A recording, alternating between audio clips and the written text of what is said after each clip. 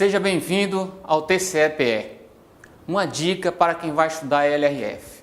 Ela foi construída sobre 4 alicerces, 4 eixos, um chamado planejamento, outro controle, responsabilização e transparência. A nossa dica agora para você é sobre planejamento. Eu digo sempre aos meus alunos, o planejamento é o ponto de partida da LRF. Há uma preocupação especial sobre planejamento. E quando a gente fala de planejamento na administração pública, a gente tem que pensar primeiro na questão da receita. Uma variável importante é a chamada receita corrente líquida. Procure, já no início da LRF, entender como é que é feito o cálculo da receita corrente líquida, pois é sobre a receita corrente líquida que todos os outros limites serão medidos. Então, por exemplo, despesa com pessoal, será visto quanto é que o ente está gastando despesa com pessoal em relação à receita corrente líquida. Além disso, temos que nos preocuparmos com a receita de uma forma geral.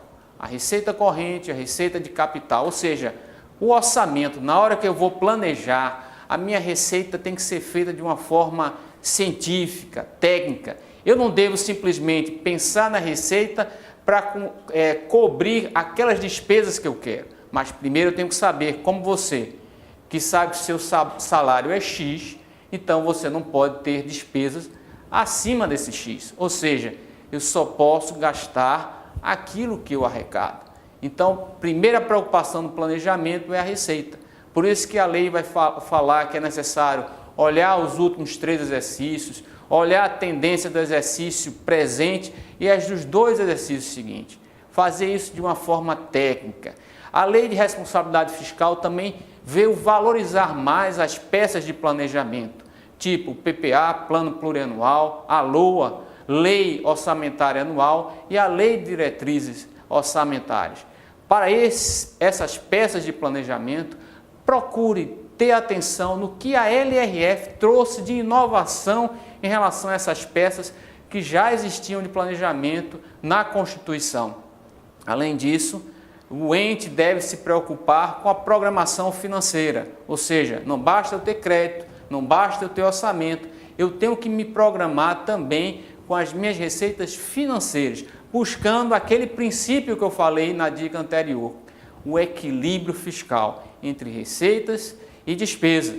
Então, lembre-se disso, o ponto de partida da LRF é o planejamento. Você tem que trabalhar suas metas fiscais, por isso existe um anexo de metas fiscais e um anexo de riscos fiscais, buscando sempre esse equilíbrio. E o planejamento começa pela receita. Fica aí a nossa dica. Um abraço.